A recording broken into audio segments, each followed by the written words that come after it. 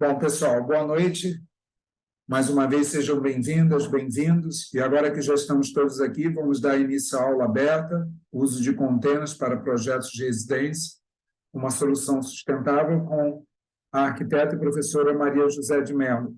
Meu nome é Marcelo Bezerra, eu sou professor da PUC no Departamento de Arquitetura e Urbanismo e coordeno o curso de Educação Continuada da PUC na área de arquitetura. Essa aula aberta é um oferecimento do curso, cuja professora é a arquiteta Maria José de Mello, e que é coordenada por mim. E o curso é Containers, Conceitos, Exemplos e Aplicações. Durante a palestra, logo no início, durante a aula aberta, logo no início, vão ter alguns avisos no chat que vão explicar os procedimentos para vocês poderem confirmar a inscrição e, com isso, receberem os certificados de presença na aula aberta e também informações sobre o curso que apresenta e que oferece essa aula aberta. Em relação às perguntas, quem quiser fazer as perguntas, fique à vontade de registrá-las pelo chat, pode ser no geral direcionado para mim. Bom, agora, então, mais uma vez agradecendo a presença de todos e todas, eu vou passar a palavra, então, a Maria José para ela fazer a apresentação dela e, na sequência, desenvolver e lecionar a nossa aula aberta, tá? Com votos de uma excelente aula aberta a todos, uma excelente aula, um excelente evento. Maria José, fique à vontade, está contigo. Obrigada, Marcelo. Boa noite a todos.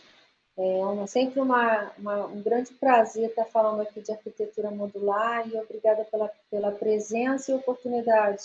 Vamos começar só um minutinho aqui. Só engatilhar ela aqui para não cair. Está todo mundo assistindo? Está todo mundo vendo? Está perfeito, está ótimo. Então, a gente vai sempre vai começar falando um pouco da capacitação técnica, que a gente fala sempre de sustentabilidade, container tem tudo a ver com sustentabilidade, e lógico, isso aí vem de algum tempo, a gente já vem falando há muito tempo sobre sustentabilidade, a gente começa a falar mesmo desde 2007, agora que as coisas estão caminhando bem, né? Mas a gente já está aí há algum tempo na estrada. Esse ano, aliás, desde 2018, a gente também está implantando o projeto FINEP no Hospital Casa, que eu não sei se todo mundo conhece, é uma rede de hospitais que tem 14 unidades até agora, e aí a gente está fazendo uma consultoria transformando a rede casa em uma casa sustentável. E tem a gente lá, inclusive, todo o equipamento de pesquisa, os prédios de pesquisa vão ser em container, e aí a gente também está aplicando esse tipo de material lá nesse local. A gente vai falar hoje especialmente de um projeto que está em andamento, a gente está curtindo muito, ele vai ser em Teresópolis, essa aí são imagens do projeto, né? Uma residência unifamiliar, a gente está trabalhando, nesse caso do projeto que a gente, em especial, está trabalhando com uma arquitetura mista, para sair, como a gente está falando de residência, né? Para tirar um pouco a imagem do metal, da coisa rígida, e misturar com tijolinho, com concreto, fazer uma ambientação do prédio de uma maneira que seja agradável, maleável, né? Tirar um pouco da imagem do aço cortem só exclusivamente, o que a gente curte bastante. E esse nosso cliente é muito bacana porque ele topou usar o container como a gente comprou. Ou seja, ele vai vir da maneira que ele tiver. Ele vai ter a cor original, ele vai ter alguns traços das viagens que ele andou fazendo, então vai ter alguns amassadinhos. E eu particularmente gosto muito dessa ideia, de pegar exatamente o container como está. A gente até brinca que é um pouco vintage, né? Para que ele fique com uma cara muito de reutilização mesmo, de ressignificação, né? O mundo todo já faz bastante coisas com container, né? E vai desde de arquitetura em residências, comércio, até escultura, né? E eu sempre brinco lá na sala de aula que a arquitetura em container ele tem um problema que me gera uma solução, né? E sempre o pessoal está chamando, né? Vamos pensar fora da caixa, vamos pensar fora da caixa.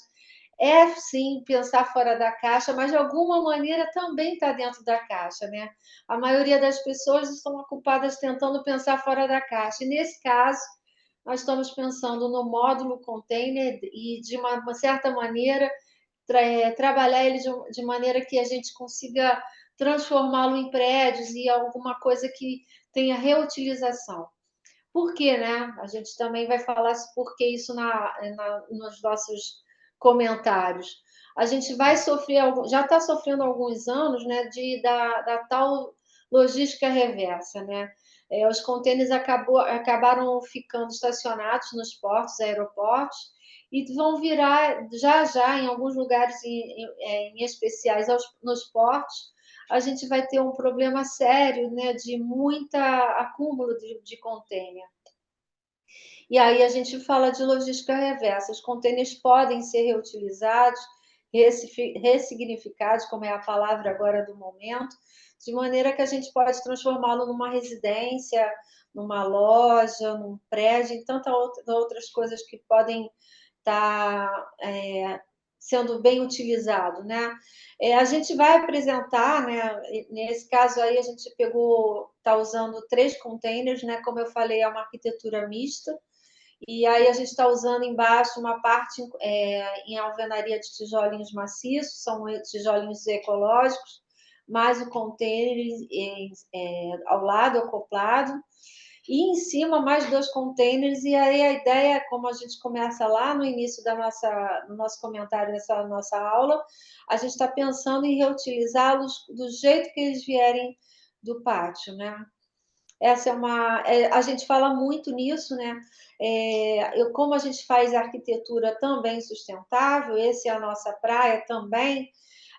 Não há como a gente trabalhar prédio em container ou um prédio sem pensar nas fachadas de maneira individuais, né? Cada fachada responde de uma maneira diferente ao vento, à insolação, à troca de ar, ao aquecimento ou conforto térmico. Então, nosso caso, projetos em containers, principalmente, a gente está trabalhando fachadas de maneira bem individual. Aquela era a fachada sul, né? Essa aqui é a fachada norte. A gente pensa também em como a gente pode facilitar a biofilia, né? Que é tratar algumas fachadas com paredes verdes ou brises, para que a gente possa não ficar uma coisa também sólida, né? Ter vida nas fachadas e criar conforto térmico, diminuir a insolação e assim por diante. No nosso caso aqui, deixa eu falar, a fachada norte a gente está trabalhando ali, bem onde tem as varandas, um brise vegetal. A gente está fazendo ele de uma maneira bem simples, né? São cabos de aço subindo, onde a gente vai ter um tipo de trepadeira que vai crescer e ao longo do tempo vai fazer o fechamento dessa fachada aí, onde a gente quer, né? Que bem logo na entrada da varanda do primeiro pavimento. No caso da fachada leste-oeste, a gente tem várias aberturas, e claro, a leste a gente aproveitou para entradas de quarto, salas de estar, e a oeste, que pega muita insolação, a gente tem varandas mais extensas. Então, sempre a gente vai falar nisso nas salas de aula, a gente vai dizer que já faz parte da arquitetura normal, né? Normalmente, mas assim, em especial prédios em container, é bom que a gente, para criar o conforto térmico, para criar uma ambientação interna muito bacana, a gente trabalha com as fachadas de maneira individuais e diferentes. Marcelo, não sei se eu estou andando muito rápido, depois você me dá aí um feedback, tá bom? Claro que nós vamos falar da origem, né, dos containers. O Malcolm é um empresário que viu no grande problema dos portos uma grande oportunidade de negócio, né? Primeiro ele criou umas caixas diferentes para serem acopladas nos seus caminhões, mas logo na frente foram padronizados de maneira que a arquitetura desses containers seja padrão universal, padrão internacional. Vamos falar da diferença de tamanho, o que é um dry, o que é um high cube, por que tem esses nomes, quais são os modelos. A gente sempre vai falar de arquitetura em container marítimo, nunca em modelo habitacional, PU ou EPS. PU e EPS é para arquitetura que a gente chama arquitetura nômade, é uma coisa muito rápida, geralmente são estandes, feiras. O Rock in Rio, por exemplo, ele tem uma parte bem grande de módulos habitacionais. É algo que você monta e desmonta para eventos, não seria para habitar. Apesar do nome habitacional, não tem nada de habitacional. A gente vai falar muito Maria sobre José? isso. Oi. Não, Pronto? tem uma pergunta aqui do Rony, que eu acho que seria interessante você colocar, a partir até do que você mostrou aí ali no projeto da casa. Ele coloca: Ótimo. fico pensando em como é resolvida a questão do custo energético quando se resolve usar um container que é uma caixa metálica, excelente condutor Ótima térmico, pergunta. como envoltória de uma edificação. Como resolver o problema do isolamento térmico conciliado com o nosso clima tropical? Obrigado, Rony, pela pergunta. Ótimo. Muito boa essa pergunta. Nós, lógico, não vamos trabalhar com a caixa no osso, né? Óbvio que não. Nós vamos fazer sempre tratamento de envoltória. Vamos falar sobre isso nas salas. A gente usa, eu particularmente gosto muito da lã de PET, que já é um material reciclado. Trabalhamos com drywall, pode ser OSB. Vamos falar de tanto material lá na sala. E isso é uma coisa bem importante. No nosso case, né, que a gente apresenta, eu apresento inclusive a diferença de temperatura em dezembro. Vai chegar aqui o slide no final, mas é óbvio que a gente tem que pensar a gente faz uma simulação energética para os nossos projetos quando a gente tem certificação, mas é uma prática dos nossos projetos pensar em conforto ambiental, não tem como. E claro, você está certo, tem que pensar mesmo em isolamento do envoltório. A gente vai falar, inclusive, como fazer esse tratamento, pode ser de fora para dentro, de dentro para fora. Claro que a ideia é dar para vocês ferramentas onde vocês vão escolher como vocês vão tratar esse material, mas nunca vai ser no osso, nunca.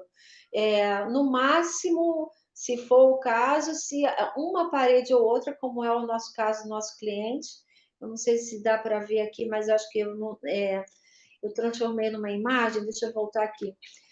Você está vendo o meu cursor aqui? Opa, espera aí. O mouse tá dando para ver, pode mexer, Ótimo. está dando para indicar. Então, o quarto do filho deles está no osso, sendo que é a parede interna. E é de propósito, porque nós vamos fazer. Vai dar uma ideia bem industrial. Ele quer uma parte aparente, outra parte se você observar, as paredes externas são sempre revestidas, não estão onduladas, significa que a gente fez revestimento. E sim, a gente trabalha as paredes externas e as internas, aí a gente tem uma certa flexibilidade para trabalhar com o material aparente, caso isso seja partido do seu projeto. Não sei se eu cheguei a falar tudo que você queria, mas eu acho que mais na frente a gente vai falar melhor. Tá Perfeito. ok Tem uma aí? outra pergunta aqui, tá? Tem uma outra pergunta que é sobre a dificuldade de construir em container. Como Como é que seria essa você... dificuldade? Então, Não, todas as qual é a dificuldade, os desafios de construir em container? Então, todas as dificuldades e facilidades, nós vamos passar por elas também, inclusive eu vou mencioná-las aqui. Tem a questão de entrega, de mobilidade, a logística no terreno, se o terreno é de aclive, se tem obstáculos, no meio do caminho se tem questão de posteamento, rede elétrica. Tudo isso a gente apresenta numa aula especialmente falando sobre as dificuldades, porque, claro, tem dificuldade sim, a gente tem que prever antes do projeto ser executado. Eu tenho uma pessoa aqui que está me falando que não recebeu o link, Marcelo. Será que ele não está conseguindo entrar? O nome dele é Sidney. Entrou Não, pelo... todo mundo que está na sala de espera, aí é uma questão, é, não tem como resolver ele Ótimo, então agora. tá bom. Sem problema, ele deve ter entrado pelo Instagram e por isso que eu recebi as mensagens. Bom, vou voltar lá, mas assim, a gente, por um acaso, ia falar da logística e do terreno aí para a pessoa que perguntou a gente a questão das dificuldades, né? Essa foto da esquerda é a foto da Onda Verde, que é o case que a gente apresenta em aula, né? Desde o início do projeto, passando pela legalização, inclusive a execução, isso foi tudo feito por nós. E claro que a gente tem que pensar na mobilidade, né? Porque o container ele é içado e é estacionado, ele é colocado. Lá em Teresópolis, por exemplo, é uma área em Albuquerque, é uma área muito com as estradas muito pequenas. Então, nós fomos com o nosso construtor e aí a gente chegou à conclusão de que para fazer a colocação do container em perfeito estado, né, assim, de uma maneira que fique fácil de executar, viabilizar a execução, nós vamos recortar ele ao meio, vamos levá-los eles já trabalhados, a gente chama de beneficiamento, né, já todos com as portas e janelas recortadas, todas as áreas que a gente tem que fazer a manipulação feita, vamos recortar ele e no local nós vamos soldar ele de novo. E essa foi uma opção bem importante, porque é uma maneira que a gente tem de colocar ele no segundo e no terceiro pavimento, já que a gente está trabalhando numa encosta. Esse é o case da Onda Verde. Aqui, do lado esquerdo, é o prédio, é o terreno vazio. E se vocês observarem as duas palmeiras e todo o terreno estava bem arrumadinho, né? Tudo certinho. Depois as palmeiras continuaram do mesmo jeito e a gente tem uma diferença aí só de 4 meses. Aqui do lado esquerdo é o que a gente chama de beneficiamento. Do lado direito já é o prédio colocado em cima de um radier, que a gente também vai falar isso em sala de aula, que a ideia, o melhor dos mundos é a gente trabalhar com radier. Claro que se não tiver oportunidade, existem outras opções, a gente também vai apresentar. Mas o radier, nesse caso, nesse nosso caso, foi feito depois que o prédio já estava no local, e eu preciso chamar a atenção de que essa arquitetura é muito legal, primeiro porque ela chega semi-pronta, segundo que é um lugar de quase água, né? Eu só tive água na execução do radier das vigas de apoio do deck, mais nada. Então, é importante falar sobre isso. É uma obra muito limpa, né? Muito fácil de executar. Ela chamou bastante atenção na época, porque é um prédio que a gente pensou em certificar, ele tem até registro no referencial Casa do LEED, mas ele era tão novo para a época que não conseguimos certificar porque era em container. Mas a gente tem uma das coisas, a gente tem uma usina solar lá, que é energia fotovoltaica, é o eólico termosolar, tem um aquecimento de água no local, e, como sempre, um projeto desse tipo é uma ONG que trabalha com educação ambiental em Nova Iguaçu. Essa questão de trabalhar com a usina renovável já chamou bastante atenção, e a flexibilidade de trabalhar com esse prédio num local bem, que é Tinguá, né, um lugar bem difícil acesso.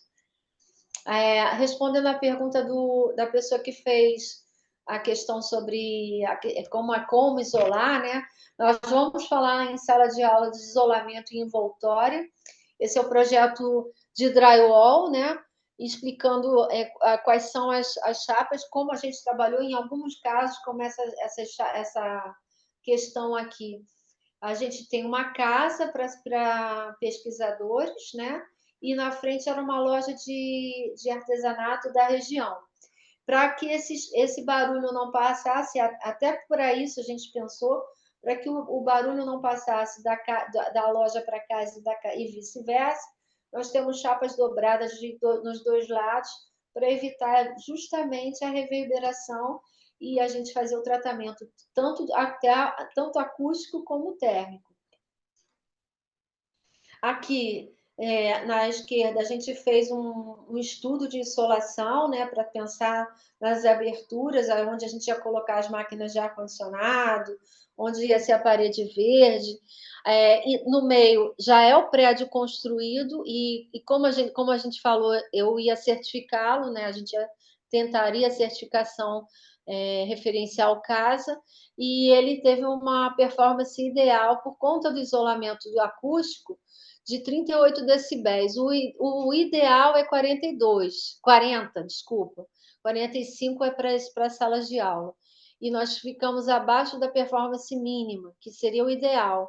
E do lado direito, a gente tem um termômetro que estava instalado no prédio na época, isso aqui foi em dezembro, e a gente tem 32 graus do lado de dentro do prédio, 40 graus e meio do lado de fora, sendo que todas as janelas estavam fechadas sem ar-condicionado ligado. Então, isso é muito legal, é uma performance muito boa, e sim, é por causa do isolamento da envoltória. Se alguém tiver dúvida, pode falar.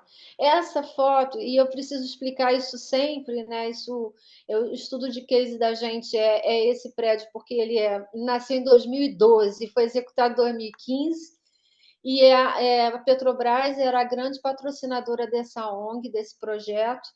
Nós sabemos que a Petrobras teve uma queda brusca, e aí a ONG perdeu alguns recursos, né, de manutenção.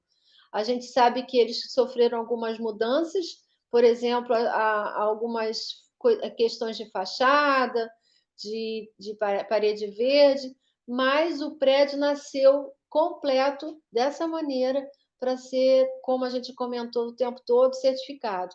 E essa parede aí vegetada, né, que a gente tem a parede é um material que a gente fala sempre, é uma tecnologia da universidade, criada em laboratório da Universidade do Rio Grande do Sul. Ela é feita de PET reciclada e ela é totalmente drenada, ela tem todo um sistema que a gente apresenta na sala de aula. E o prédio, no dia da inauguração, estava todo completinho, assim, do jeito que a gente está vendo agora. Em cima, energia fotovoltaica, nós temos 9 placas fotovoltaicas, temos uma biruta, que era da Window, né, que na verdade, ela é o prédio, como ele é de educação ambiental, era principalmente para ser algo educacional, né, ter que ter as situações todas ao mesmo tempo, para que os alunos que fossem, tanto alunos de universidade como de escola, vissem o que se tratava. E mais no fundo é termosolar. A gente, como tem uma residência no primeiro pavimento, a gente aqueceu os chuveiros com com aquecimento termosolar.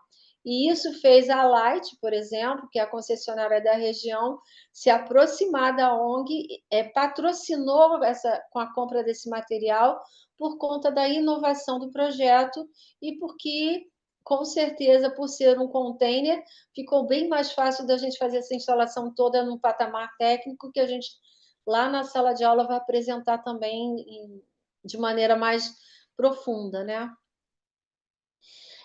A gente Maria falar de José, residência. Oi. deixa eu aproveitar que você vai mostrar alguns exemplos.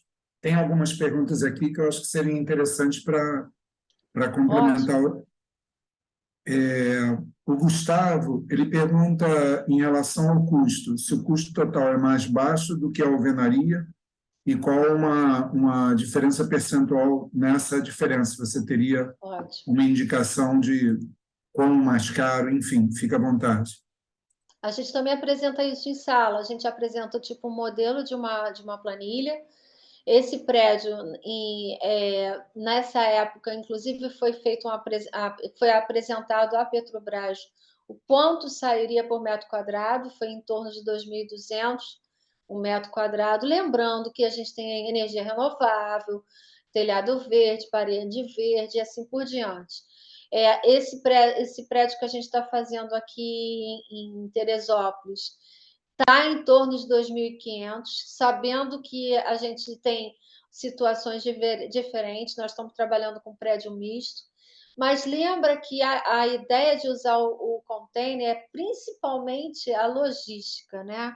É fazer o prédio quase que pronto dentro de pátio de fábrica e entregar para ser montado no terreno.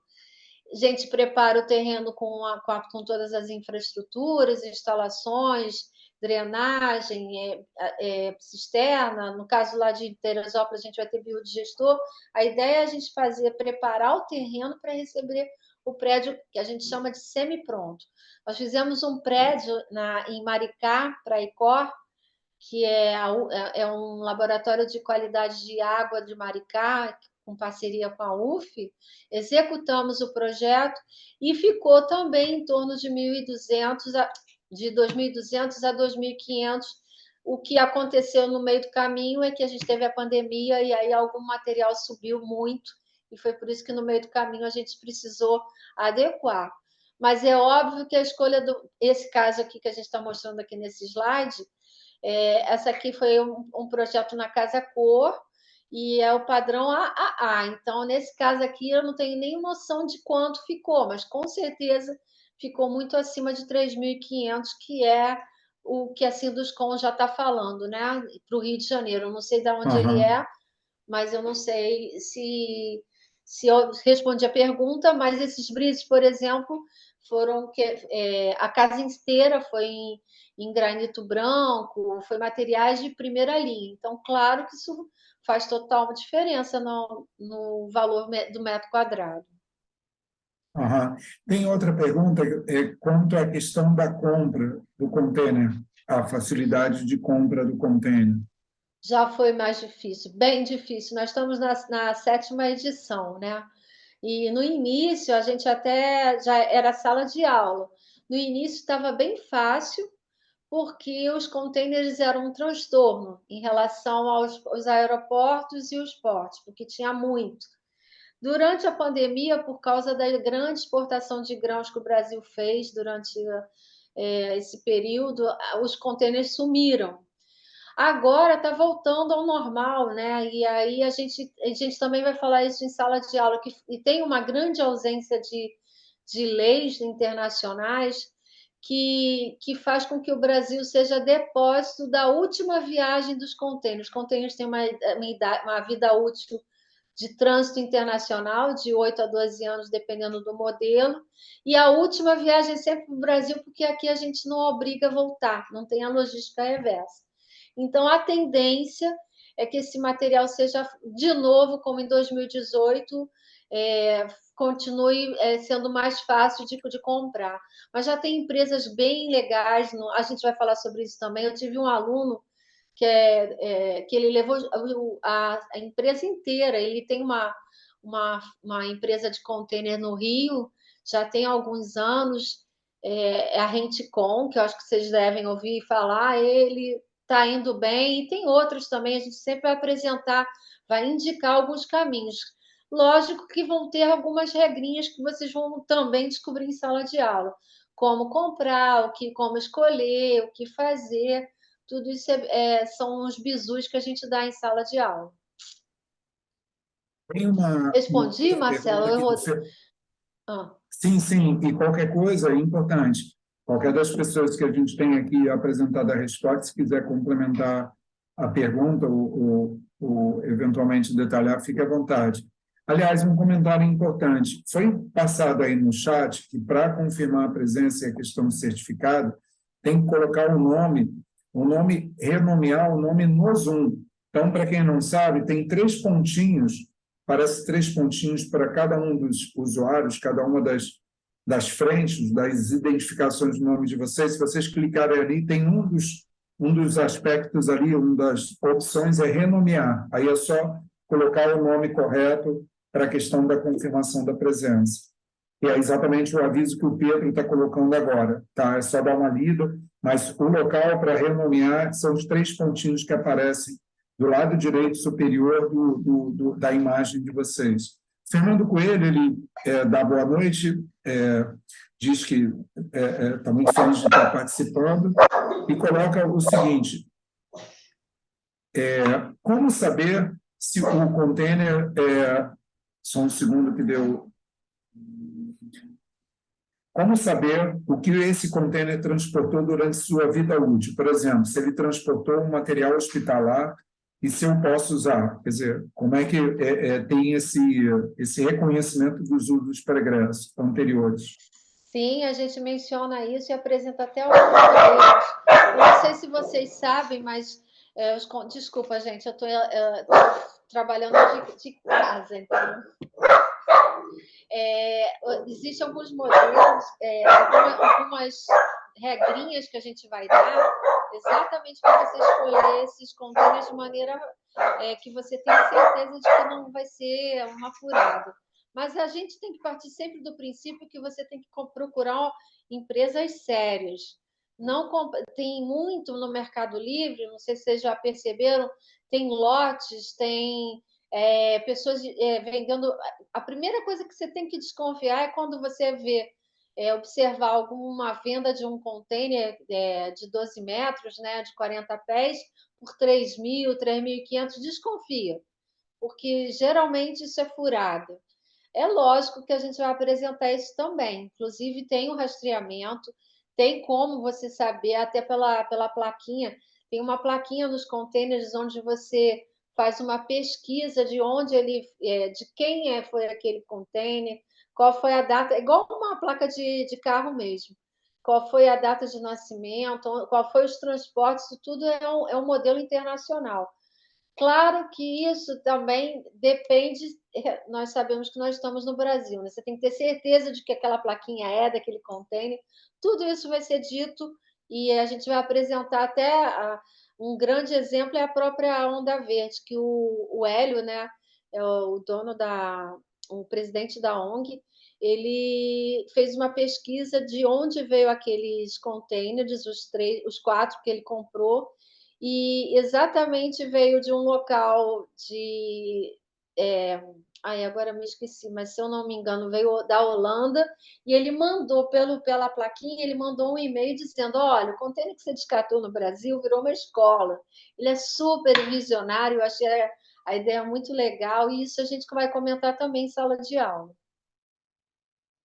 Perfeito. Tem uma pergunta aí, eu vou deixar as seguintes para depois para você dar a sequência. A pergunta é a respeito de aprovação. Se existe dificuldade em aprovar um projeto na prefeitura. Quer dizer, quais os procedimentos? Qual é a tua experiência nesse aspecto? A gente vai falar sempre de coisas que deram certo e que deram errado, tá? Sempre vem uma colocação sobre a questão de legalização. No nosso caso, nós fizemos uma aprovação na Prefeitura de Nova Iguaçu sem problema nenhum. Eu tive um aluno também que fez um projeto no Recreio dos Bandeirantes, que é um restaurante, e o projeto todo foi aprovado. O que acontece quando você faz uma aprovação em container? É como se você estivesse trabalhando com estrutura metálica, é arquitetura. Lógico que você vai... e quem trabalha com legalização vai entender bem o que a gente está falando. Você não pode exagerar demais com informações assim, aço cortem, 40 pés, dry. Se você falar isso, às vezes a pessoa que está aprovando vai querer saber mais ou não vai entender e vai reprovar. Mas quando você apresenta o projeto de arquitetura, dizendo que são usos em containers, que você está fazendo as instalações, que você tem toda a aprovação do material, né, que é aço cortem, nenhum problema para aprovar. Também existe uma outra face. Eu vou falar também do Ninho do Urubu, que não eram containers marítimos, eram os módulos habitacionais. Como eu comentei, módulo habitacional não é habitacional, é um nome que se dá, mas não tem nada a ver de habitacional. Houve um curto-circuito nos aparelhos de ar-condicionado e a garotada morreu, não foi nem por causa do incêndio, foi por causa do poliuretano, que aquele material é poliuretano, fez aquela fumaça negra que aquilo mata sufocado. Então, no próprio ninho, e assim, eu não estou querendo apontar, mas sempre apresentando os erros e os acertos. O ninho do urubu nunca teve uma aprovação em prefeitura. Por quê? Porque módulo habitacional não é arquitetura definitiva, é sim para feiras e estandes. Também vamos apresentar isso em sala. Respondi? Aham. Eu vou guardar as próximas perguntas para a próxima parte. Obrigada. Então, vamos embora? Pode partir? Marcelo?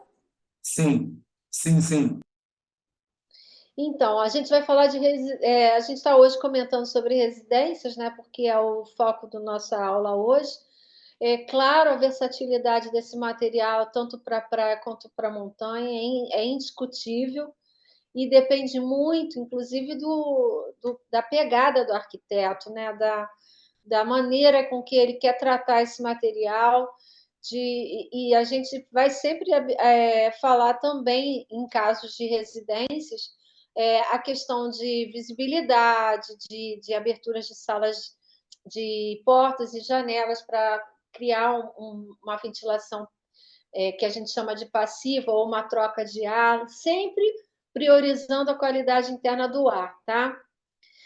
Aqui veio aquele projeto lá da Casa Cor de 2019, a parte interna. Nós vamos apresentar esse projeto de uma maneira bem legal, porque eu sempre vou apresentar isso também como uma pegadinha. Eu sempre vou perguntar à galera, gente, isso aí é um container ou isso é um módulo?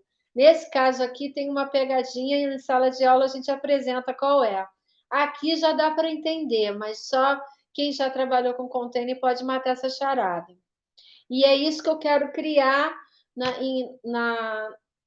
na turma, né? Eu quero criar um olhar para o arquiteto, e a gente já teve até psicólogo, advogado. Eu quero criar um olhar para que a pessoa identifique se está certo, se está errado, se pode fazer aquilo, se aquilo vai dar certo, até porque tanto o psicólogo quanto o advogado estavam. O advogado queria fazer uma pousada em Búzios, ele queria criar um negócio, e o psicólogo queria montar um consultório no jardim. Então, até para que a pessoa saiba comprar esse projeto, comprar essa obra, a gente cria esse olhar diferenciado. A gente vai falar em sala de aula que o mundo todo brinca com os containers. Isso aí é um hotel de 5 estrelas na China. Também existem outros tipos. Esse aqui é como se fosse um hostel, também na China, e super bem tratado, super colorido, super agradável a aparência é atrativa, chama você para dentro, né? Isso foi até um prêmio, ganhou um prêmio em Nova York, é uma escola de arte na Coreia do Sul, implantada no meio de um parque público. E a coisa bacana disso aí é que é uma escola em container, e o bacana é que criou uma versatilidade, pegou um dos containers, fez ele atravessado, de maneira que você tem uma escada e tenha uma clarabóia. É algo diferente, a gente brinca que nesse caso é brincar de Lego, né? A gente até tem uma brincadeira no escritório, quando a gente está projetando em escritório, se você quiser brincar com os módulos, a gente descobriu que o bis em escala, o bis mesmo da Lacta, em escala é do tamanho de um container de 12 metros. Então, você começa a brincar e você vê que a forma fica bem agradável. Você pode não é o que a gente arquiteto gosta de fazer, né? A velha discussão de forma e função, mas se você quer começar pela forma, como foi o caso da escola de arte, você pode brincar da forma para dentro e aí criar a arquitetura. Esse aqui eu achei bem legal, né? E sim, é uma terceira. Esse foi um dos projetos. A gente cria um grupo na sala de aula e a gente usa imagens de referência para criar um projeto entre vocês, onde o aluno vai bolar um projeto e vai definir esse projeto. E aí sim a gente criou a visão diferenciada nos alunos, né? E, claro, não vai deixar nunca de passar pela sustentabilidade, porque a gente vai falar o tempo todo de logística reversa, né? Que é o grande vilão dos próximos anos. Todo mundo vai falar em usina de resíduos, em reuso de materiais, em reciclagem, e os contêineres não vão deixar de passar por essa ideia, né? Esse é um projeto dos alunos da região de Maricá. Só para lembrar, né, eu queria fazer essa pergunta aos alunos, se alguém sabe o que é esse projeto aí, e se alguém sabe no caso, né, sabendo qual é esse projeto, o que se trata. E aí pode responder aí no chat, enquanto isso eu vou andando um pouquinho mais, depois a gente volta para o slide. Lógico, nós estamos nessa sala de aula apresentando um material versátil, modular, escalável. Tem tantas coisas envolvidas no container que a gente teria que ter mais tempo para apresentar. E sim, a gente vai falar que esse material pode ser saído, inclusive, para alguns tipos de projetos sociais. O pessoal está falando em SG, então a gente pode criar clínicas, creches e outros projetos, além de uma residência ou uma loja, com esse reuso desse material que eu particularmente sou apaixonada e é muito versátil. E é isso, pessoal. Bom, Maria José, em relação ao projeto, o Sérgio Marcondes, que está aqui presente, está colocando que ele teve o prazer de participar deste projeto. Sim. Sérgio foi superintendente da Educação do Estado, de projetos especiais. Obrigada por estar presente. E essa é uma escola estadual sustentável, LEED Silver, com 12 anos de vida. É uma escola pública e a primeira da América Latina. E aí o pessoal fala que, desde aquela época, ele foi uma pessoa que foi muito incentivador.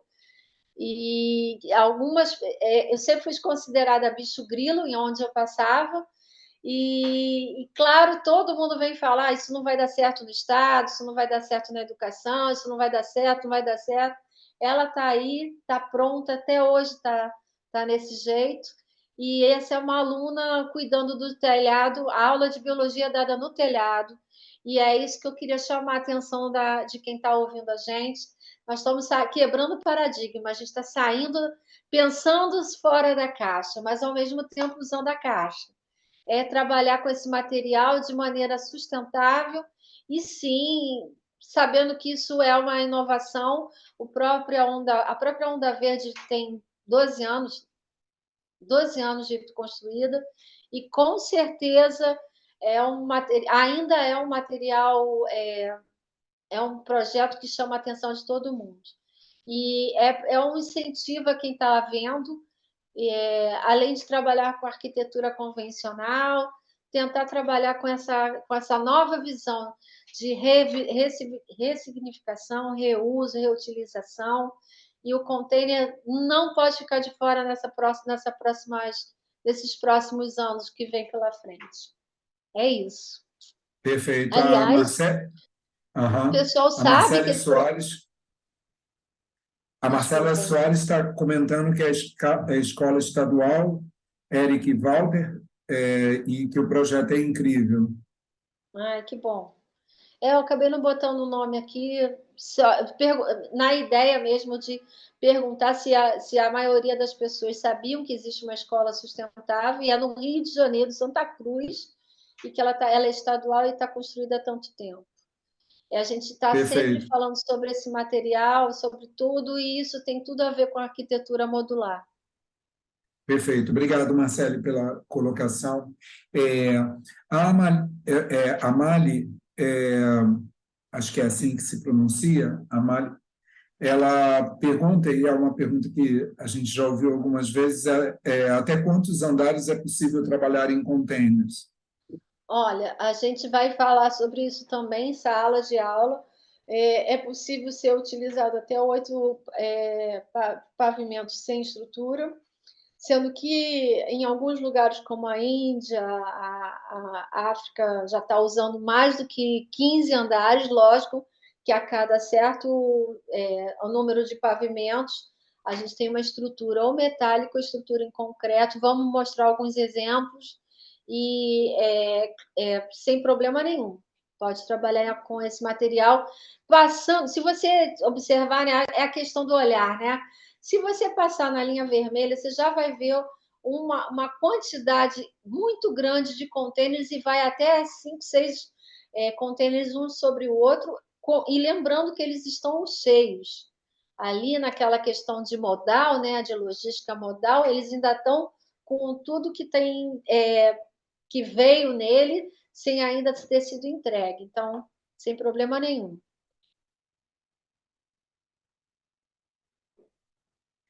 Perfeito.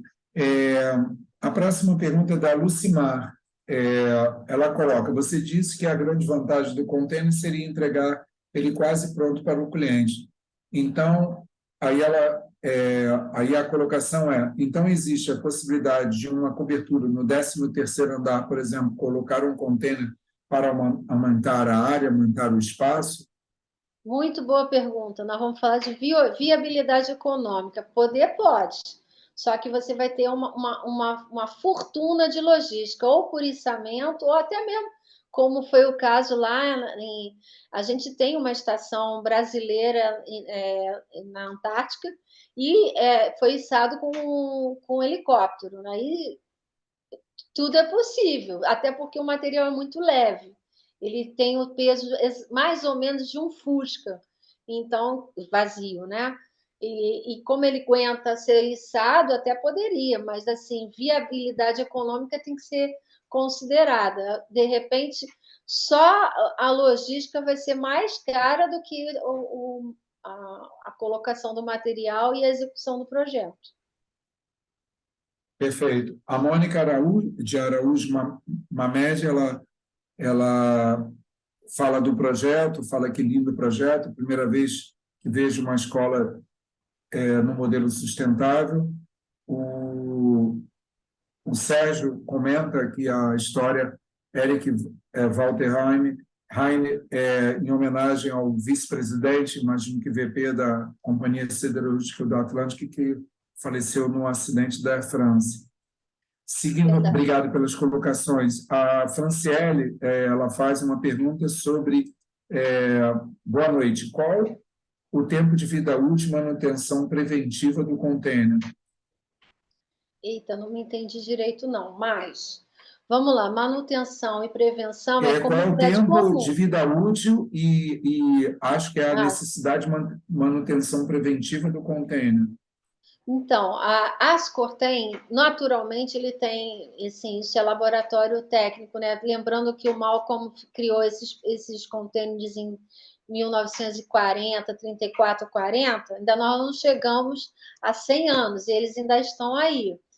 Mas o IME e o ITA, a gente tem um aluno conseguiu para a gente um, um laudo técnico, um parecer técnico do material. Lembra que a Ascortem não é o habitacional. Então, o Ascortem tem uma vida útil em laboratório de 70 a 100 anos. Então, essa é uma resposta. A outra é o seguinte: manutenção e prevenção. Como qualquer outro projeto, como a gente acabou de falar lá na Onda Verde, é uma ONG, vive de recursos de patrocínio. A Petrobras teve que parar um pouco, né, da parceria, eles tiveram que se reinventar, mas assim, a manutenção e pintura e execução é como um prédio comum, pintura anual, rever instalações, mas quando a gente faz projetos integrados sustentáveis, e eu sempre coloco isso na sala de aula, a escola Eric Walterheim tem uma área quadrada mais ou menos de um CIEP, e tem em torno de 2.500 lâmpadas. A gente inaugurou ela em 2010, 12 que saiu a certificação. Nós usamos lâmpada LED lá. Em 12 anos, nós não trocamos nenhuma lâmpada. E isso é importante ser dito para um prédio público. Então, quando a gente pensa em sustentabilidade, as instalações, até a maneira existe até uma certificação para isso, né, de operação e manutenção. Quanto mais pensado o projeto menos manutenção e obras de retrofit e modificação a gente vai ter ao longo dos anos. Isso também o Tribunal de Contas fala sempre, projetos públicos têm que durar em torno de 30 a 50 anos, lembra disso? E é importante você trazer isso para a nossa realidade. Se a gente tem um prédio que vai durar no mínimo 30 a 50 anos, lógico, nem nós ficamos sem ter manutenção, sem ter que ir ao médico. De vez em quando vai ter que ter uma manutenção, sim, mas nada que seja extraordinário. Perfeito. A gente temos mais algumas perguntas e, pessoal, fique à vontade aí para registrar as perguntas no chat. Enfim, como eu já dito, pode ser no aberto ou direcionado a mim. Eu queria falar um pouquinho só sobre o nosso curso, né? O curso é Containers, Conceitos, Exemplos e Aplicações. É um curso de educação continuada, de extensão, com 18 horas de duração. As aulas são às segundas-feiras, de 19 a 21 horas, aulas de 2 horas. As matrículas estão abertas até 11 de setembro, e o curso é online, de 18 de setembro a 13 de novembro. E o objetivo é apresentar o uso do container como um novo parâmetro em arquitetura modular e sustentável. O público-alvo são profissionais e estudantes da área de arquitetura, urbanismo, engenharia civil, ambiental, interessados no processo de projetar e construir utilizando o container como seu principal componente. E, como já dito pela Maria José, é bem amplo. Nós já tivemos alunos de diversas especialidades e exatamente com o container ou com esse material como pano de fundo em relação ao seu uso.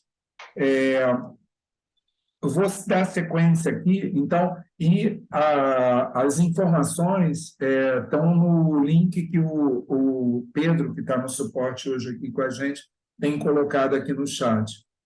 A próxima pergunta que eu vou passar para você, Maria José, é da Thalita, e ela pergunta qual a diferença principal do módulo para o container. De cara, eu vou te dizer que é o material. Você vai olhar um e o outro vai entender. O container, ele é marítimo, ele é de aço cortem e ele não desmonta, ele está fixo.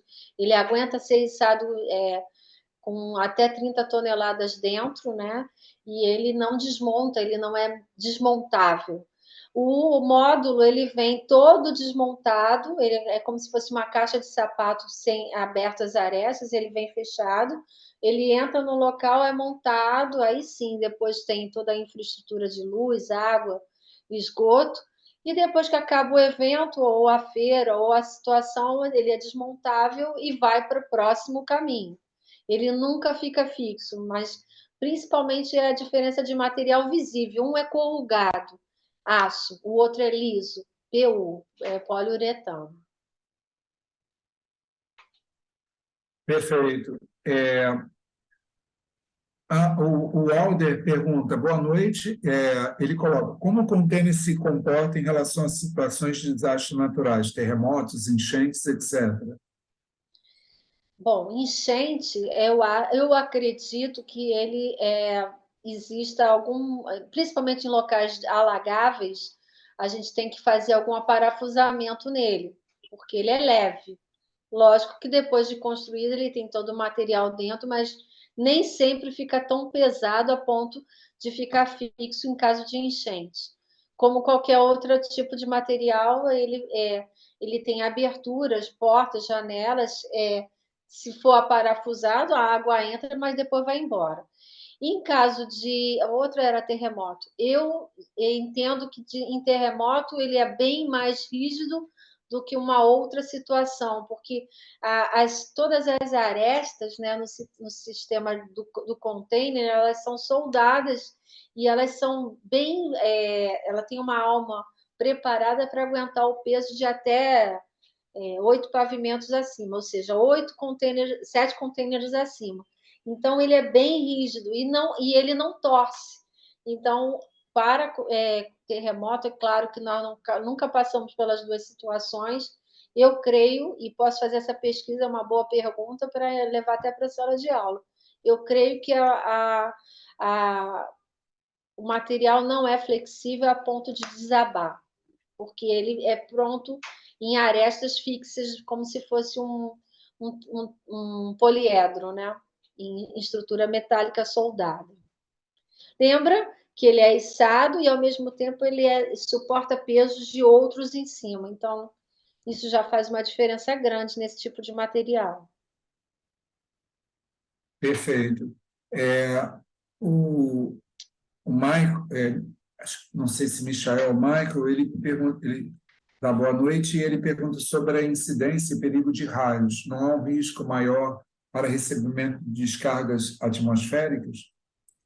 Então, boa pergunta, boa noite. A gente sempre aterra nossos contêineres, não tem como não aterrar. Não, mas não é por conta dos raios, é sempre por uma precaução. A gente tem que lembrar que o container é uma forma chata, né? E toda vez que tem raios, o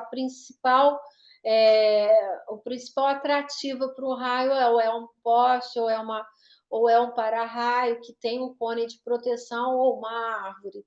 Ele muito dificilmente vai sofrer com o raio, mas de qualquer maneira todo o material da gente da gente. A gente faz o projeto todo aterrado, todo o container aterrado para não haver nenhum tipo de perigo, né, de um choque de alguma coisa acumulada na parede externa dele. Perfeito. O Rony, ele pergunta a respeito do valor de investimento. Eu acho que ele está querendo ter uma noção de custo por unidade. Olha, pelo que eu estou sabendo, os contêineres durante a época, durante a pandemia, custavam 26 a 30 mil cada um. Eles chegavam no início, lá nas primeiras edições que a gente começou a falar de container, eles custavam $1.000, que dava em torno de 5 mil reais. Agora, o mercado está voltando ao normal e está em torno de 18 a 20 mil o container, lógico, sabendo a procedência, olhando ele direitinho, vendo se ele está em perfeito estado, porque tem containers que já foi até torcido, né? Quando ele foi colocado no local, ele tomba e ele torce. Isso pode acontecer. Então, sendo esse tipo de material, por isso que eu até falo isso em sala de aula, tem que saber com quem você está comprando, porque às vezes esse material está barato, mas porque ele tem um motivo. E pode ter sido uma queda, uma avaria. Eu não sei se é essa a pergunta que ele fez, mas em torno de 18 a 22 mil se tiver nota fiscal, se tiver outras coisas envolvidas nesse material. Tá, perfeito. O Fernando Coelho, ele fala da questão do corte do container para se fazer, quer dizer, ao cortar o container para se fazer as portas e janelas, ele pergunta se a estrutura não fica fragilizada. Não, inclusive porque a gente é como um navio, um barco, né? É uma serralheria, é uma serralheria planejada, o corte, inclusive as paredes do container, por ter aquelas ondulações, elas de uma certa maneira, elas fazem o reforço estrutural, né? Mas a gente, além disso, na hora de soldar, a gente tem o cuidado de trabalhar com uma serralheria e um soldador de nível 1, que não é nada, não é nada de outro mundo. Quem trabalha com estrutura metálica trabalha com essa mão de obra e não tem nenhum bicho de sete cabeças, não.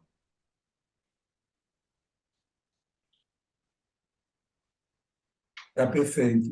Deixa eu só voltar aqui.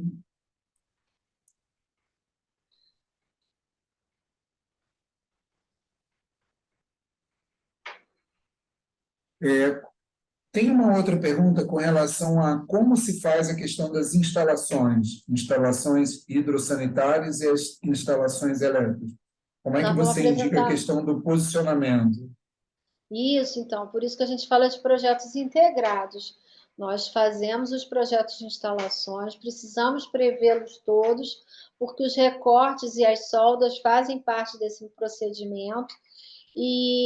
Assim, é bem mais fácil do que uma estrutura comum, porque como a gente vai trabalhar com drywall também, é como se você estivesse trabalhando com instalações em drywall. Você vai ter tudo mapeado, planejado no caso do vaso, de um ralo, daí sim, tem uns recortes embaixo que também a gente vai apresentar em sala de aula. Eu levo o projeto completo para a sala, então até isso a gente mostra como é que é feito. Tá perfeito. Pessoal, a gente mais ou menos está aqui concluindo. Eu não sei se mais alguém teria alguma pergunta, tá? Aqui está até exibido aqui o slide apresentando o nosso curso. Como já comentado, ele tem início agora em setembro.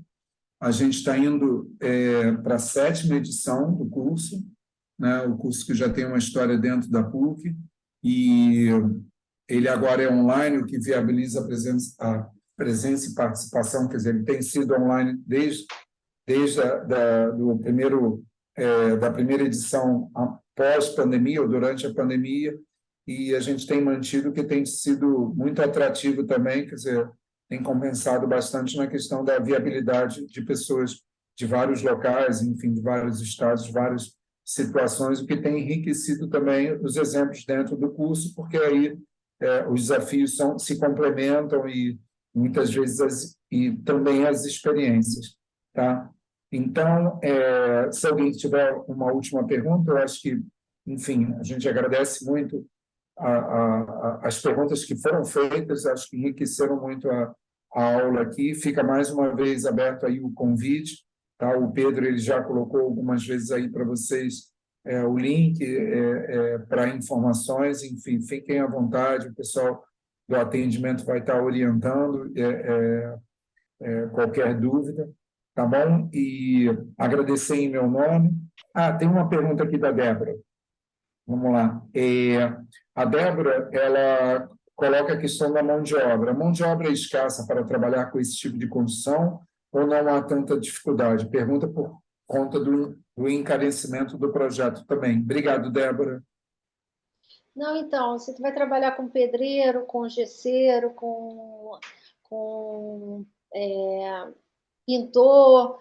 A única coisa é que na hora e eu sugiro isso em sala de aula, que o projeto esteja bem definido, e quando você comprar, se puder, comprar numa empresa que já vai fazer todo o recorte, vai mandar tudo arrumadinho, semi-pronto para você. Isso é muito legal.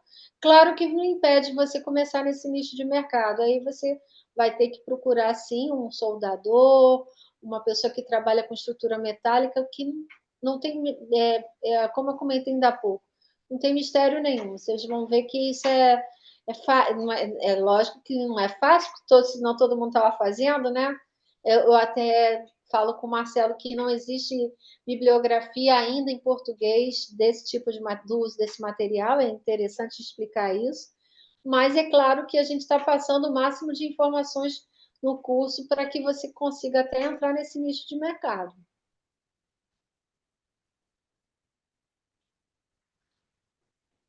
Tá perfeito. Pessoal, a gente está caminhando aqui para a conclusão. Se alguma perguntinha ainda mais aparecer, fiquem à vontade. O Fernando Coelho aqui agradece, fala que foi muito esclarecedor. A gente que agradece, Fernando, a presença de vocês. Obrigada. E, mais uma vez, também, quer dizer, em complemento ao agradecimento, quer dizer, parabenizá-los pelo tempo dedicado e pela oportunidade aqui de tê-las conosco, em relação ao aprendizado também, que a gente espera aí que tenha sido rico para vocês. Passo aí a palavra para Maria José fazer seus comentários finais e, na sequência, a gente encerra. Então, obrigada a todos, obrigada pela, principalmente a oportunidade de falar desse material que realmente é bem diferente, é bem versátil. Também a ideia que eu quis passar é que, além da janela de oportunidade, né, de todo mundo estar falando de materiais, de reuso, de conforto térmico, acústico, de certificações, sustentabilidade, a gente quer também mostrar que o olhar pode mudar, a gente pode mudar de opinião, a gente pode ter outras ideias, a gente pode brincar com formas, apesar de ser um material aparentemente uma caixinha, né? Então, essa foi a ideia que a gente teve quando pensou na arquitetura modular nesse curso. Foi mostrar a versatilidade, a mobilidade, a qualidade do material, que é um material de aço cortem. Então, essa é a nossa proposta, apresentar para quem está usando, quem vai mexer com esse material, um olhar diferenciado. E quero agradecer o Marcelo, a PUC, o Pedro, por todas as coisas que a gente conseguiu passar hoje. Claro, estou à disposição para qualquer pergunta ou questionamento. É só entrar em contato com o Marcelo, com a DAO, com a PUC, e estamos a postos. Tá perfeito.